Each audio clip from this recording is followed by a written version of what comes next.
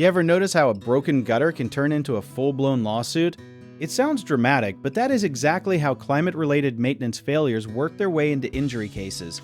Picture a parking garage that never got its drainage fixed before a string of heavy storms hit. 6 months later, someone slips on black ice that formed because water pooled exactly where it should not have, and suddenly you have a case built on weather patterns and neglect. Lawyers do not just point at a puddle and yell negligence. They pull weather records, maintenance logs, and repair requests to show a property owner knew a storm was coming and did nothing about it.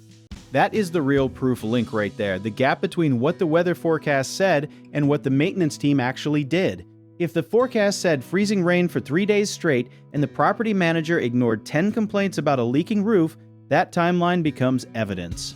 Think of it like a detective show, except instead of a smoking gun, you have a moldy ceiling tile and an email chain nobody wanted to send. Emails, work orders, and inspection reports become the receipts that turn a random accident into a documented failure. Weather data itself carries surprising legal weight these days.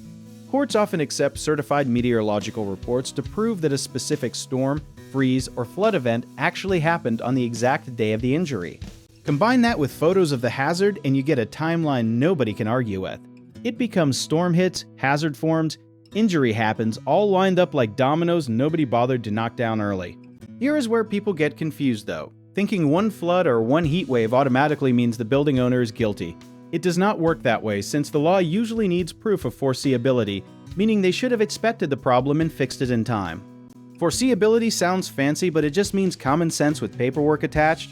If a roof already leaked during the last 3 storms and nobody patched it, that is foreseeable in giant flashing letters. Injury lawyers often bring in engineers and climate experts too, almost like assembling a superhero team for a courtroom instead of a battlefield. These experts explain how extreme heat warps pavement, or how repeated freeze-thaw cycles crack concrete until it becomes a tripping hazard waiting to happen. Insurance companies hate this kind of case because it blends 2 things people underestimate: weather and paperwork. When those 2 collide with an actual injury, you get a claim that is hard to shrug off as just bad luck. Preparation matters here more than people realize. Property owners who track weather alerts and respond with real repairs protect themselves, while the ones who ignore 3 warning emails basically write the lawsuit for the other side. For everyday folks, the lesson is simple even if the legal process is not. If weather played a role in your injury, save every photo, text, and receipt you can, because that paper trail becomes your timeline. None of this requires a law degree to understand, just curiosity and a decent sense of pattern recognition. Rational thinking beats panic every single time, especially when you are trying to prove what really caused an accident. So next time someone tells you weather-related injuries are just bad luck, you will know better.